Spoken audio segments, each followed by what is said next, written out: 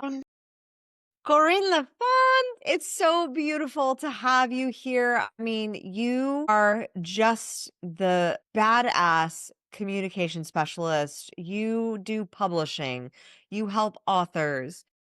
Tell us about what led you into this journey and why you got started as a podcaster as well. Well, hmm, how did I get started? First to begin, thank you so much for having me on your show, Kim. It's a pleasure to be here, hanging with another queen like myself. All right. So, how did I get here? Well, in publishing, in podcasting, I think the universe led me down this path. I saw someone in my younger days. She was actually my neighbor. She was in public relations, very pretty, just like me. And yeah, just saying. And public relations at that time was unknown, very unknown. And it just carried an aura. When you saw it, just carried an aura. I didn't think that it was anything at the time when I saw her, when I thought about it and when I heard what she did. But it just was attractive. It was an attractive thing. And I just left it. I was a child then, because she's my neighbor, for Christ's sake. I end up growing up, obviously, just helping my mother with her reports. I'm very good at writing. She always leaned on me for anything written, anything with words. It was always Corine, always Corine. I never thought much about it. It was just something I did well. It came to me naturally. And then, of course, grew up a little bit more and migrated to Jamaica, lived there for 21 years.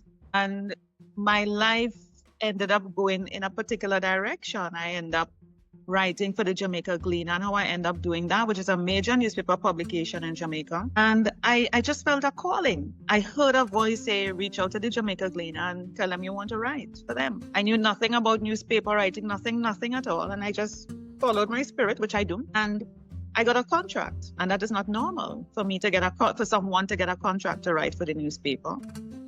And I was paid to do it as well, which is another bonus. I wasn't planning for all of that. And I got a lot of visibility and traction because of it. My second article ended up with me being on TV. I got an email from Television Jamaica requesting me to be on TV. And my fifth article, they asked me back again. I was like, what is going on here? And it's speaking engagements and workshops and all sorts of things. And then I think I'm trying to remember the timeline, but I got involved in publishing very early. I mean, people know about remote only through the pandemic, but I've been working remotely since 2003. And I ended up being a part of an association, the International Virtual Assistants Association, and they had a conference, a virtual conference. It was the very first ever virtual conference I attended, ever first. I think I was in 2010, and that started to change my whole trajectory as well. Heard this woman and I did her publishing course and I ended up doing online publishing and everything was just new. Ebooks was new now coming out at the time. Everybody was still in the traditional media of books, traditional media house of books. So when I started doing I reached out to a couple of friends and said, what do you think of me going into publishing? I was like, what? No. And that was my impetus to go further in. When they said no, I said yes. And I just went further into it. And that is what led me to getting authors and publishing and people still coming to me. It was supported by writing for the Jamaica Gleaner because my column was called Pointers on Publishing. I was the only one doing it. And so I became an expert there. People were requesting me to speak, workshops, everything, being on TV, radio. I ended up writing my own book, I call it my test piece at the time to see how this whole ebook thing would have worked out, and published my book. It became an Amazon bestseller, and I was asked to co-author other books, and still writing books to this day. I just haven't published them. It's just sitting there waiting for the right time. And I'm helping other authors. The podcasting came on to support that because, again, another new thing. I was one of the few people that jumped into podcasting when it came on because I always wanted to do radio, but getting into traditional radio, you have to find your own sponsors. You have to write a proposal. No. I was like, no, there must be a better way. And I was like, online radio. I Googled it, online radio, and I found out about it. And I ended up finding Blog Talk Radio, which was a very popular platform for starting your own radio show. And in 15 minutes, I was up and running. I was the first in Jamaica to probably start doing podcasting. And everybody who is now doing podcasting, reached out to me in Jamaica to ask me, how am I doing this? What is this thing? And so, yeah, I mean, it was the first of a number of things, and everything just combined led me to where I am today. Oh, I think the cool thing is that you are such a pioneer and you recognize an opportunity when you see that there is potential there. Like you see that there's not only potential, but there's also alignment. And I think that that's a huge piece that most entrepreneurs miss. Um, Mhm. is or they seize on the potential, but it's not actually in alignment.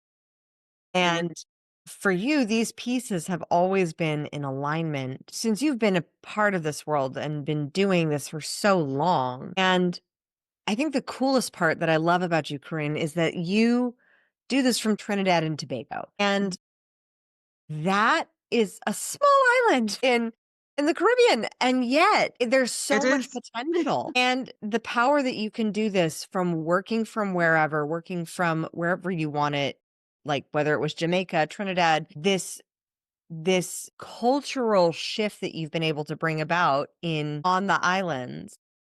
What have you noticed about early adopters in that region of the world? Are people hungry for opportunity? Are they looking for change? Are they looking to create and start their own thing more often? I think people are looking for something. I'm not so sure if they know what they're looking for, but they're looking. I think people, it's a thing of human beings. We are always searching for that thing. We don't know what that thing is. Sometimes that thing may come to us and we don't even recognize it. You mentioned the word alignment. If you're not ready to see and to know that this is the thing in front of you, it will just pass you by. Would it come around? Maybe, most likely it would. But you have to be ready for it to be able to come around, or else it might just probably keep moving to the person who is ready for it and land at their doorstep.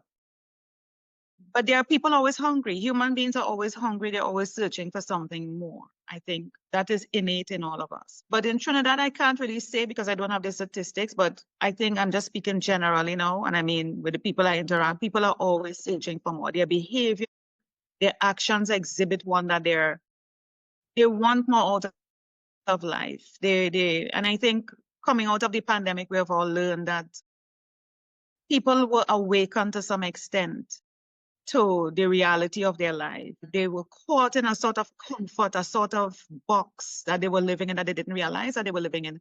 And it was the pandemic that kind of woke them up. It kind of sparked something. It's like, I could do this differently. I don't have to do this anymore. I don't have to do it this way. I could do it another way, or I don't have to do it at all. Or we could, if you're in a family, we could do it differently. I could do this, you could do that, the kids could live, so it opened their minds to the possibilities before they just felt, and I think it's societally Yeah. ingrained in their program to believe that this is the way you gotta go and stick with that. Don't veer off, don't detour, don't change it, stick with this. And that's how it is. Okay? No, you could live your life the way how you want to live it, how you live it, how frequent you want to live it, doing whatever the hell you want to do. And my thing is that it must bring you joy. If I am not doing something that brings me joy, it needs to go. If something isn't adding value to me that brings me joy, it got to go. It's a simple formula. I don't know what Einstein would come up with. He has E equal MC squared. I don't know what the formula would be for that, but it's a simple formula. Something that add into your life equal gotta go minus, X, whatever. It's a simple thing. I think we overcomplicate, we overthink, and I can be an overthinker sometimes. We all can be, but we need to keep the monkey talk on a low, on a down low, and say, and keep it very simple. If you live a very simple, blissful, joy-free, non-toxic life, you'll be fine. You know what is adding to you and what is not, and I just keep think it moving. So people have realized it. People have realized that, they could be happy. They could be happy. Let's put it simply. I think there's something that's very interesting about the conversation about really focusing on joy because so often, especially where is the line between discomfort? Because sometimes the things that bring us long-term joy are in the moment uncomfortable, raising your Mm, prices, having a baby. Like there's a lot of discomfort involved and not every second is joyful. But mhm, and I can say from just, writing my own book, Make Every Podcast Want You, like through that mhm, process, like there were some moments of discomfort of having to push myself, but there was a joy on the other side of the identity of who I was becoming as an author. And that's where I sourced my joy rather than the momentary, this isn't bringing me joy in the moment, so it must not be aligned. So how do we discern what is going to bring us joy over the long term and what but may cause us a little bit of discomfort, challenge, growth, or as I call them, labor pains in the meantime, as we are growing into the desire to be an energetic match for the desires that we want. That's a fabulous, fabulous question, Kim. And you actually answered the question in your question. You said discern. Discernment is something that not a lot of people tap into. Okay. I cannot say the definition, but it's a depth of awareness. It's a depth of alignment. It's a depth of spirituality for you to be able to be humble enough and humility is very key in that perspective because the ego can take over and you feel it's on your own. Nothing that you do, nothing that you create is on your own. You don't come up with these ideas on your own. You're not that brilliant. Okay. Yes, you might be able to pass a test and do well on a test, but it's not even on your own. Everything that you have is poured into you from a higher source, God, universe, whatever people may want to call him or her. So nothing you do is of your own. Okay. And that discernment is not coming from you. It requires you to be still. Like it says, be still and let God, So it is important for you to know that knowing that you're on the right path. And it is not a sprint, it is a marathon. And it is about the journey, not necessarily the destination. It is to enjoy every moment of labor pain. Every time that baby turns in your stomach, every time that baby kicks you, every time you feel to vomit, every time you can't stand the smell, every time you're going to the bathroom 10, 20 times, every time you can't sleep, it is taking you to a point of joy because you know there's a baby coming forth. There's a business coming forth. There is something at the end of all of this that is going to be all worth it. When Christ was going to die, he went through a lot of torture. The road to salvation is not a joy filled. Of course, he had joyful moments and blissful moments, but he knew to get to salvation and to give us all salvation, the road is not going to be easy. So to get to anything great is not going to be easy. But the key thing in discernment is to realize that all that kicks that you're getting in your stomach, all the sleepless nights, the bathrooms, the vomiting, the whatever, you learn from it. You learn from it. You understand? You learn from it and you take the lessons and you know it is for a greater cause. If you mind what you really want to achieve and what was placed into you as your purpose, as your calling, if you believe that is what it is, and you know that is where you're in alignment with, and that is where you're being led to, and you're on that journey, everything that happens along the way is for a reason. It is for you to gather up your tools. I think about it as, you're walking along a road, yeah, and you meet certain people. There's a reason why you meet the people that you meet in your life. There's a reason why you feel to stop at a particular place in your life. And as you go along that journey, you're going to meet people. Some you will talk to, some you wouldn't talk to. Some will approach you, some you wouldn't approach. And they're giving you tools. Somebody will give you a word. You'll be like, why did this person come to me? What? Somebody might give you something to hold. And everything you collect along that journey is to put in your toolbox to help you to get to that destination. We see it in the movies. And these people, when they act out these things in the movies, they don't know why. Why? And then they realize, oh my God, I'm at a point and I needed this particular tool. Dig it up and you dig out on the tool. It helps them to get out of a situation or get into a situation that they need Mhm. help. So everything along the journey, and it's all about discernment, is being able to recognize, not quarrel, because a lot of us tend to quarrel. Oh my God, why did I have to meet Kim? She's so annoying. And oh, John is this. And why did I have to stop here? This helped me back. This helped me back so Mhm. many hours. But holding you back so many hours actually saved your life down the road. I remember growing up as a child, dressed ready to go to school. My school was just not far from me. We walking. And as I'm coming out the house, reach out the gate, I'm on the street. My mother calls, Corine. I'm like, oh my God, what does she want now? I'm on my way to school. I need to get to school. And she said to me, and I will never forget it. I used to get annoyed. And she said to me, Corine, you must not get annoyed when I call you, and I stop you. Because she could have said what she had to say in the house, but somehow something came to her and I'm on the street and I'm heading to school. Corine. And she said, Corine, don't get upset when I call you. You don't know if I calling you and stopping you, it may have saved you from something. I've never forgotten it. So when I'm with friends hanging out and sometimes the car, you say, why did I take this route? I'd be like, keep going. Why did we end up here? I'm like, keep going. This is not the normal route that we don't worry about it. Let's just keep going. And then they quarrel about the traffic. And then I'm like, no, this is a moment for us to enjoy. Just let it be. And I've had persons that have been in the car where they're driving and they're like, Corinne, why are you like that? I'm like, why? What do you mean? I take everything as a lesson, as a reason. There's something we don't see. We are humans. There's something Mhm. we cannot see with our limited brain, mind, eyes. There's a bigger force behind everything, and it's seeing everything that's going on. And so, whatever that is coming, it already prepared us to stop, to hold back, to stall, to pause, or to even move forward faster, Mhm. or to move towards that particular person and ask a question because it would lead us to where we need to go. Yeah. So, discernment is the key to your answer. Now, I know that you have had a rough road in other areas. Like career-wise, you've been a pioneer in so many ways, especially, being, from the Caribbean, like on the islands, being the first in podcasting.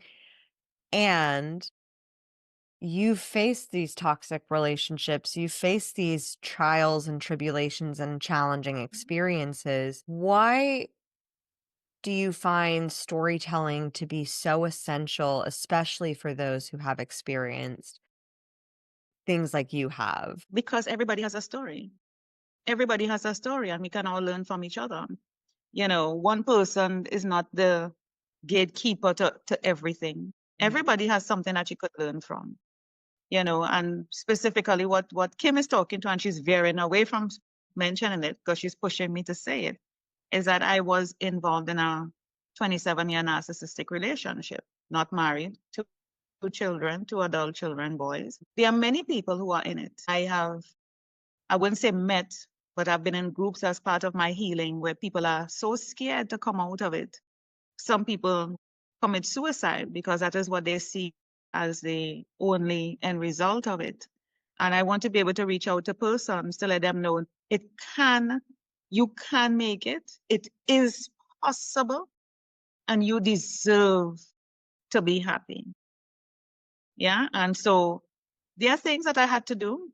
There are things that I had to do that I know a lot of you watching and listening will not be able to do. You had to have cojones. Let me use the correct term here on Kim's pod. You have to have some big cojones to do the things that I have done. I'm not saying anything illegal. I'm just talking about the type of decisions that you have to make to navigate the life of being in a abusive, and this is not necessarily physical, but the mental, psychological um, abuse is even worse, because it doesn't leave physical marks, but it leaves permanent marks and permanent effects on you. PTSD, just to name one of them, and it takes a lot, and you have to become, and I think Kim mentioned it before, sort of warrior.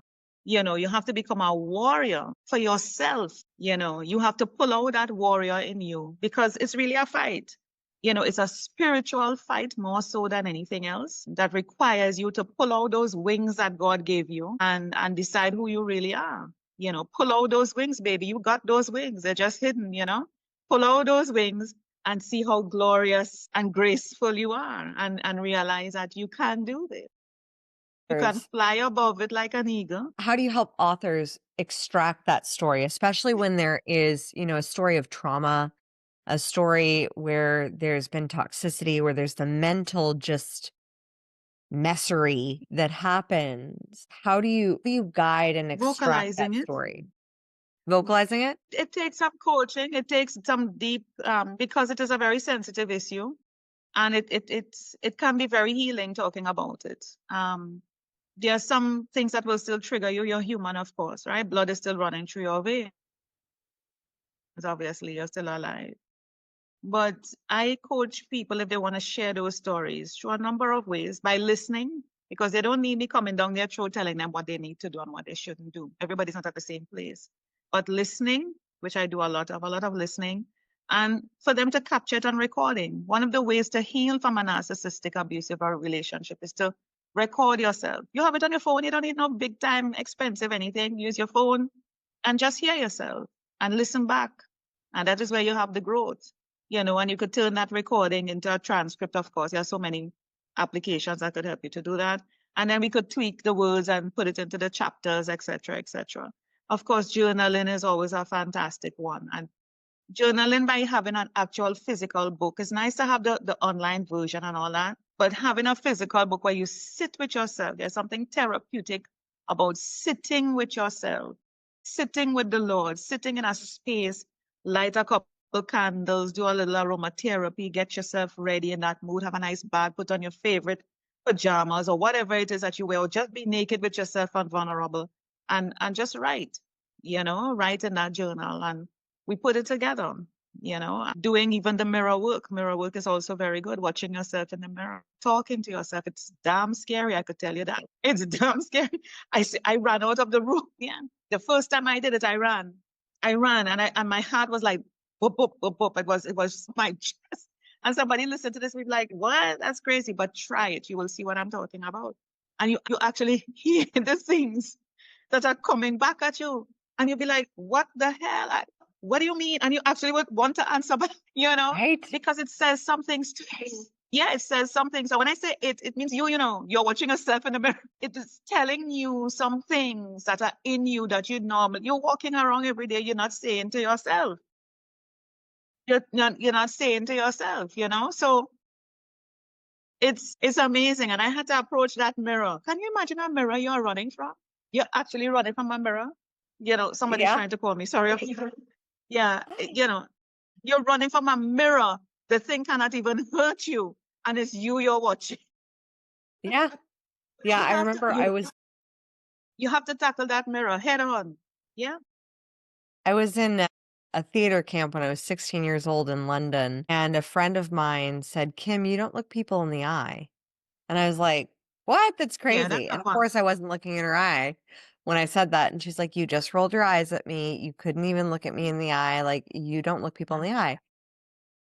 And the saying, like, the eyes are the window to the soul. It And we had a is great, scary. scary, yeah, especially like the mirror work, looking at yourself in the mirror and looking into your own eyes and seeing Hmm. who's actually looking back, getting comfortable with that, even digitally. We had a guest, Shelley Golden, who's the Zoom makeover queen, and she helped guide. She's like, move the screen of the person you're talking to like right at the eye level so that Hmm. it feels like you're looking in their eyes, and you can look into their eyes and be present with that person Yes. on a podcast interview or just in Hmm. conversation, because that's when you get those soulful, rich conversations like we're having today That's right. versus here's the surface questions that I ask. I'm not really being present. We're not Yeah. really going deep.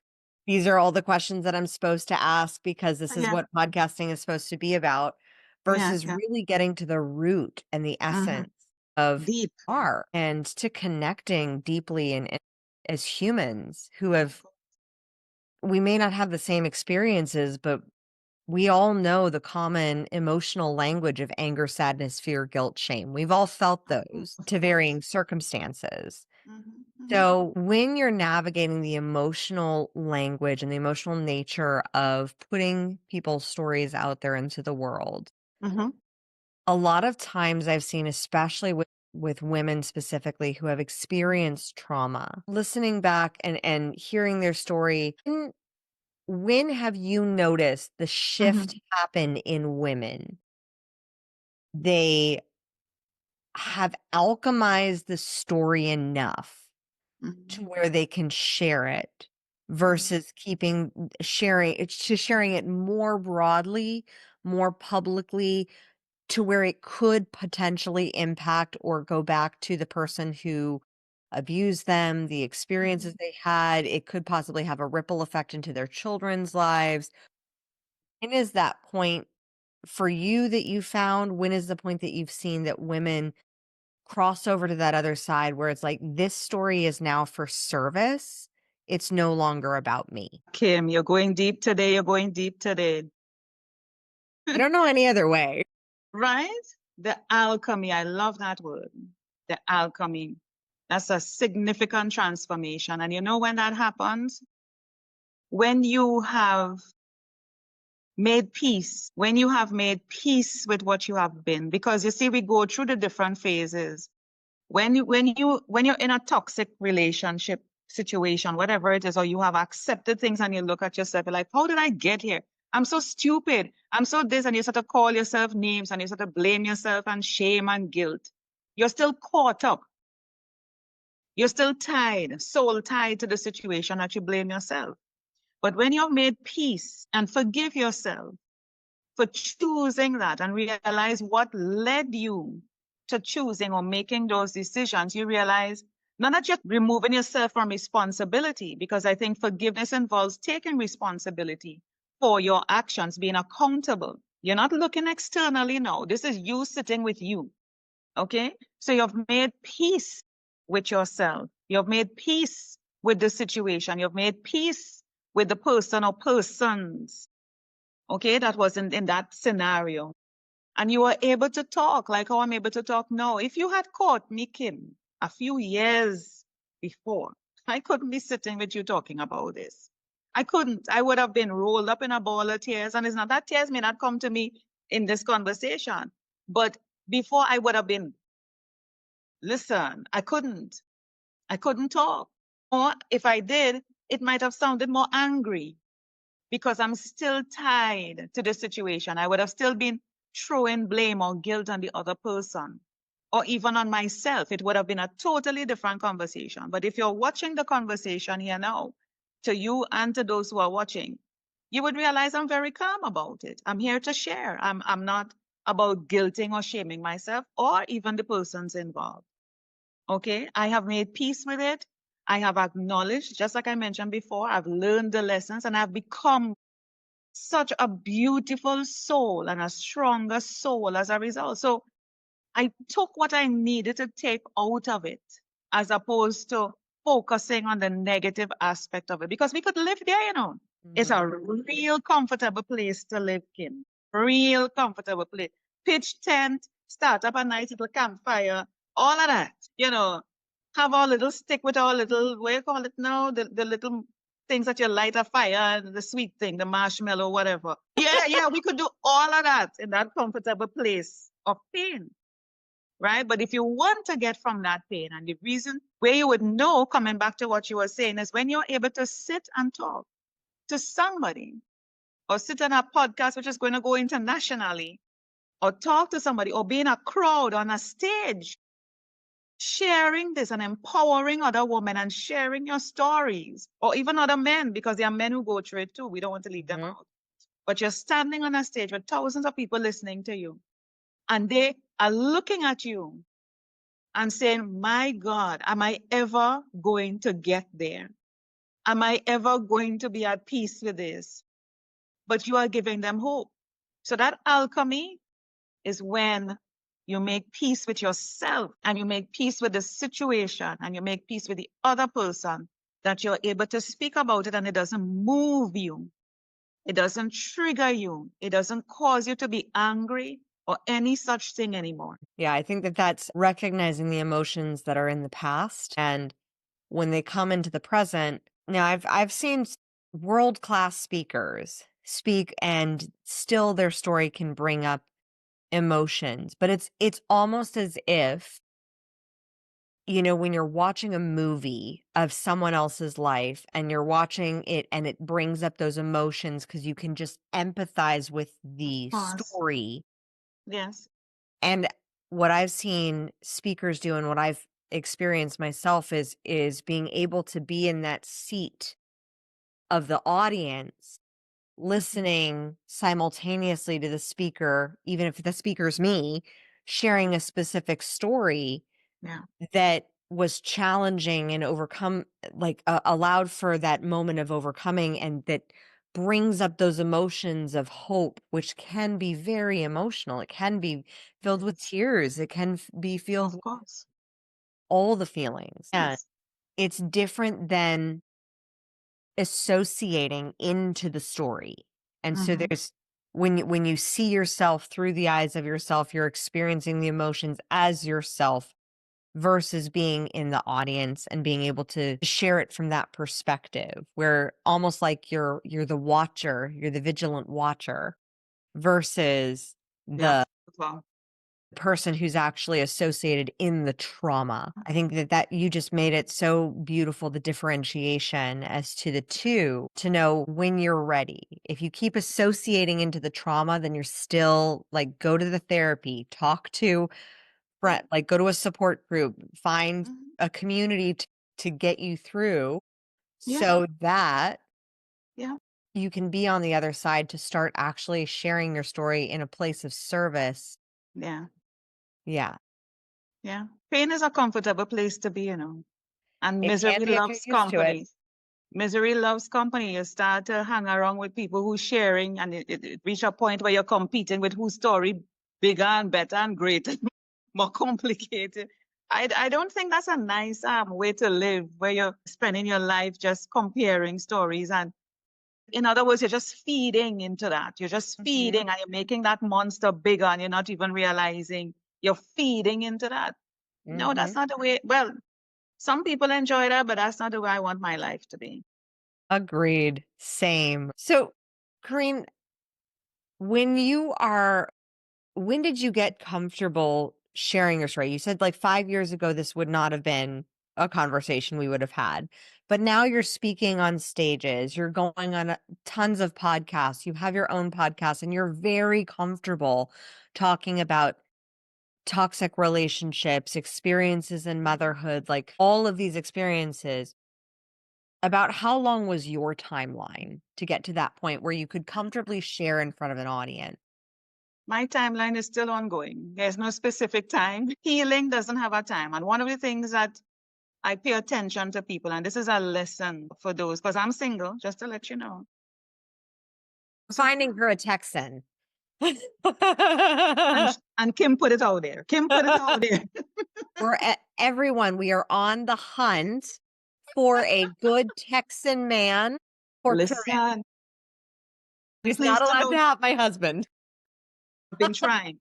I will tell you, I've been trying to get Kim's husband. I will not give up. But if you can come to me with the gallon hat, the manners of a Texan, and the boots, I'll be good. I'll be good. What was the question before? You see it, Totally threw you a curveball on that one. So the question was like, when did you start Yeah, yeah. opening yourself up to sharing your story within the 5 years of having left that relationship? One of the things I was saying is that when persons come to me and say they're healed, they've been through some hell and back, and return and come back, and they're healed. That tells me, you're not ready for a relationship. You cannot be healed. There's no there's no specific timeline to say you're healed. Because healing is a continuous. Once you're above ground, it is continuous. There's no specific time to say, after being in a relationship for 27 years, giving birth to two children, sacrificing the greater portion of my life, and still going through it, mind you. Mind you, I'm still going through it. Because remember, I shared two children with this particular man who is still using my children, grown men, as pawns to get to me. Okay, just let me put some context to the thing here.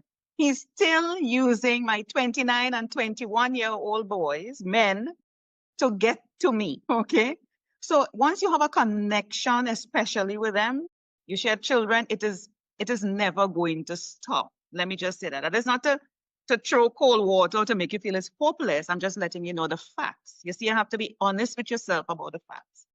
And so there's no specific timeline. But what I could say is over that continuum of time, I got better at certain things. And when I say better, I'm not talking about a skill or anything. I'm talking about crying. Let's use that. I wasn't rolling in my bed and bawling every day. The crying became less. The thoughts started to become less. The memories coming back started to become less. You know, little things will start. You wouldn't even remember that you don't remember. You know, you realize you're smiling. You realize that you look cute.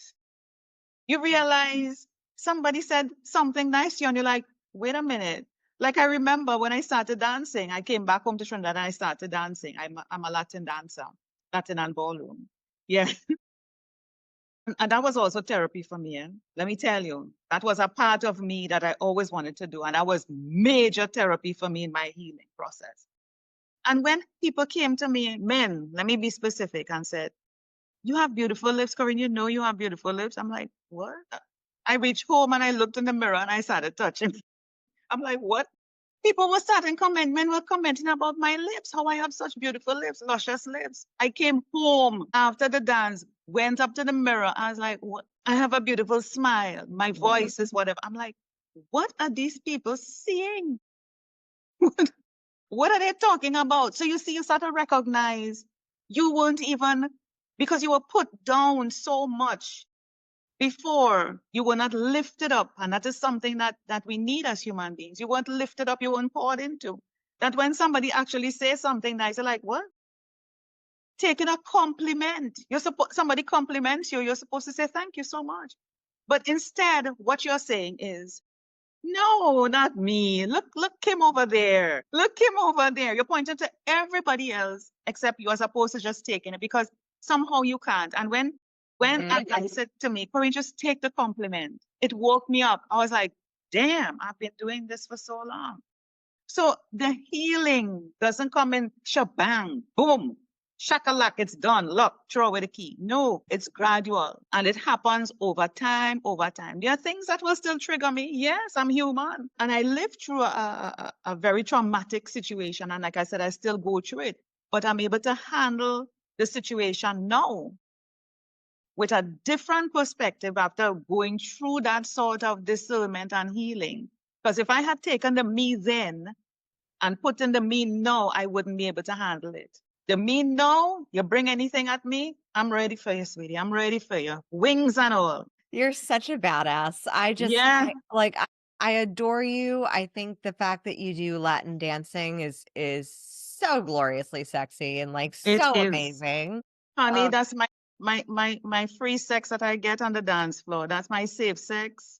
You know, I can really have some serious safe sex on the dance floor and then they could go home after that. oh, I love it. And I mean, that's the thing with communication is it's not just verbal. Communication is 55% of it is physiological. And when we can learn also the communication that we have with our own bodies, with how we present ourselves, with how we carry ourselves. And there is something, I remember when I was going through my deep healing of healing from growing up with my family, I Mm-hmm. started to take S Factor pole dancing, and I have never been seen as more like just being able to be in a dark room where there was no mirrors, where there was no judgment about my body, where it was just women cheering on women Oh for yeah, being just powerful. gloriously expressive in your body.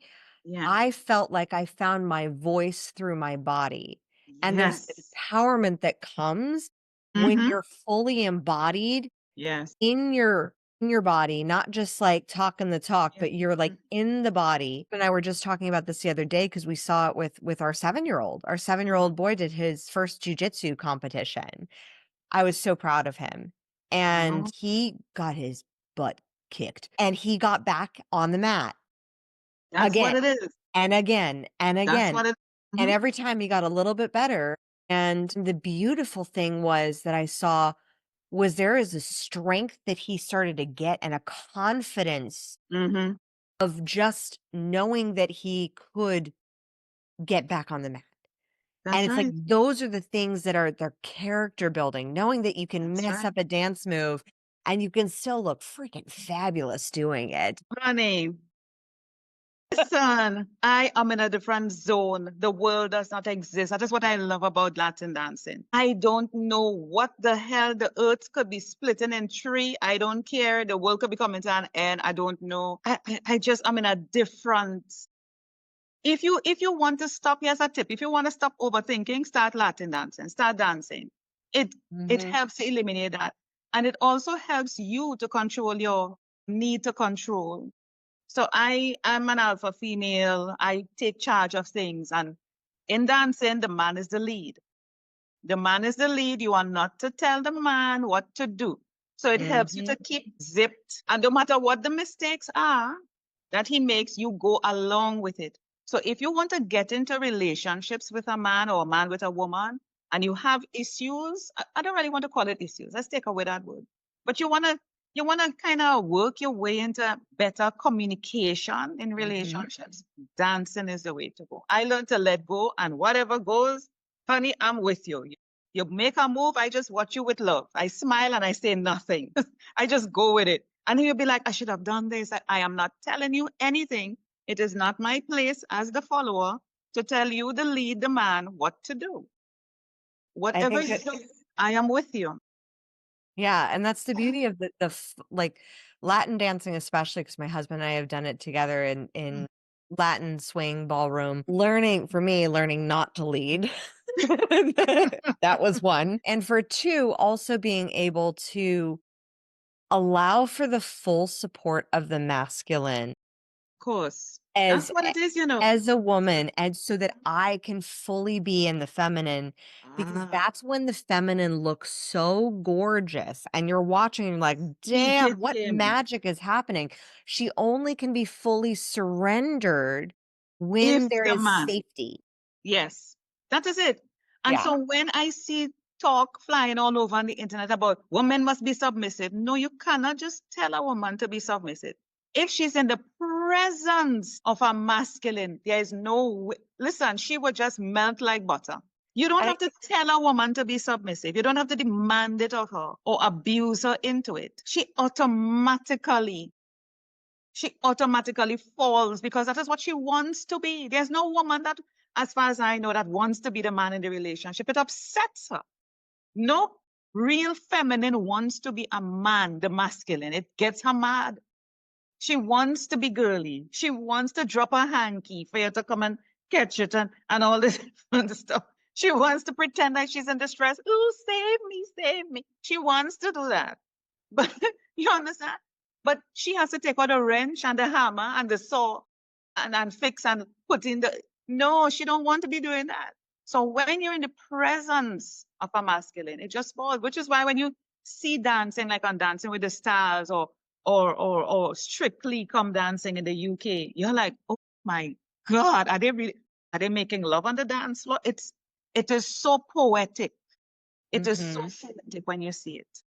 Mhm. Yeah, yeah, it's a level of surrendered communication. And I think that That's when right. in the healing process internally, because we both have masculine and feminine within us, and I Of think a course. lot of women, like you said, when we've adopted that hyper masculine side in order to protect ourselves, Mhm. that's when we can get not volatile in our communication, but we can prevent from having the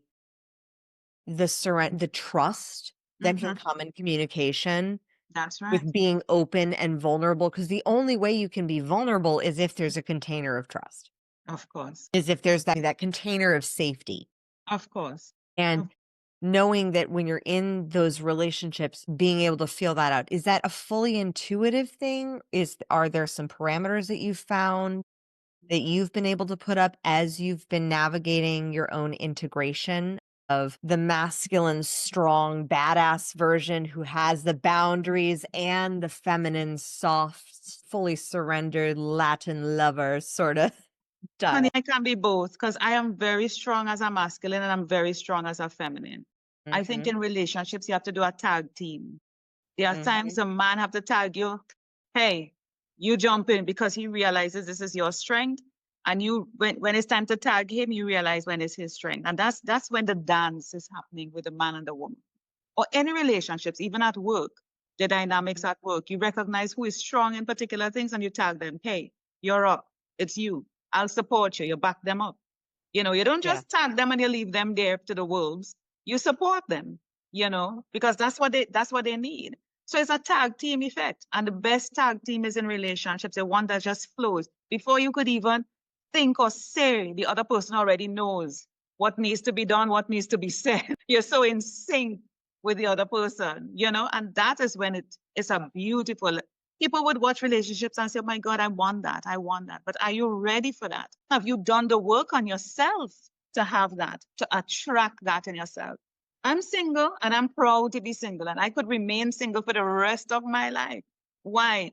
Because I'm not going to compromise who I am and the work that I've done on me just to say I have a man in my life. No, that doesn't define who I am. It doesn't define who I am. Yes, I would love to have somebody in my life, good companion, that type of thing. But I am not going to sacrifice who I am just for to say, hey, this is my man or whatever. No, I'm not doing that. I'm not doing that. If you're coming at me, you have to make sure, like we say in the Caribbean, you have to come correct. I love a good Caribbean slogan, as you know, because my sister's mother is Jamaican, so I'm Yes. like, Yeah, come "Yep, correct, you sweetie. gotta come Correct. correct." Come correct. Yeah, Beautiful. Corinne, I have loved our conversation so much.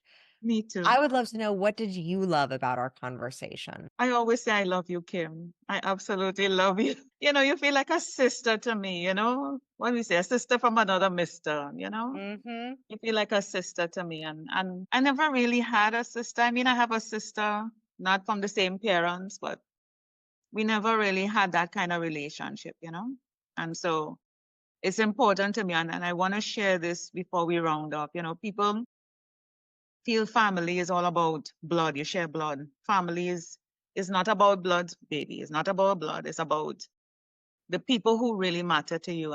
And I think, and I know this will resonate with everybody who's listening, and they will be nodding their heads and say yes because they've experienced it. The people who are really closer to you, who have your back, who will wake up at a 2 a.m., 3 a.m. call. If you call them, they're out of their bed and not even asking why or what or how. They're just there for you.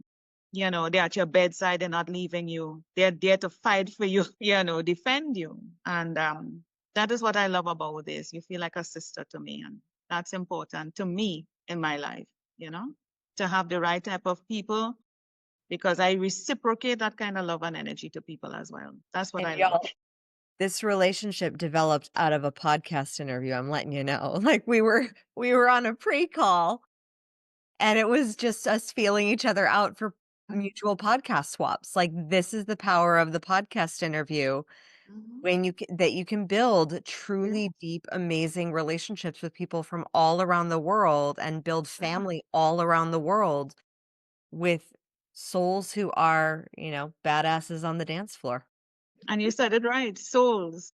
Souls don't have a color, they don't have an age, they don't have a location. They're not tied to any specific thing or souls. We are just a shell. This is just an outer covering. But souls, you meet people came and they say, I've met you before. They Mhm. have. I know you. Where do I know you? And in your human existence, you haven't met this person, but they have met you and you have met before. So I got to tell you something, Corinne, that was really special. Is you were talking about the tag teaming, Mhm. and sometimes in those relationships you just have to tag someone in. My baby girl started doing flip-flops, like high-fiving her. She was like, "Yep, yep. This is what it's about. It's support. It's tapping in when you Yeah. can be the person to tap in and relay that and then volley it back." And so Tag team. that tag team of being able to have that support network, and I'm so honored to have you as a part of mine and to have you in my world and to just be a soul connected to a soul around the world. And where can we find you? How can we work with you? I know LinkedIn is your primary platform of choice. That's it. That's it. That's it. Yeah, just look for me, Corine Lafont. You could even Google, just Google Corine Lafont. And I mean, you'll find some names in France with the name because it's a popular name in France. But you will find me. Just look for this pretty face, people. And And we'll have that's it. all the links so that you can find her directly down below, connect with Corine, and just be able to build the soul relationships through deep, personal, vulnerable, trust-based communication. As Maybe a always, dancer too. Maybe a dancer too. oh, maybe a dance. Well, when we go to Trinidad, I'm letting you know there will be Latin dancing. We That's will. right. That's right. So, with that, as always, let your voice be heard. Thank you so much for listening. If you love this episode, subscribe, leave us a review, and share it with your friends. For more tips on guest podcasting, storytelling, and communication strategies, follow us on social media at Communication Queens Agency and visit us at communicationqueens.com. I look forward to seeing you in the next episode. And in the meantime, remember, your story has the power to save one life. Let your story and your voice be heard.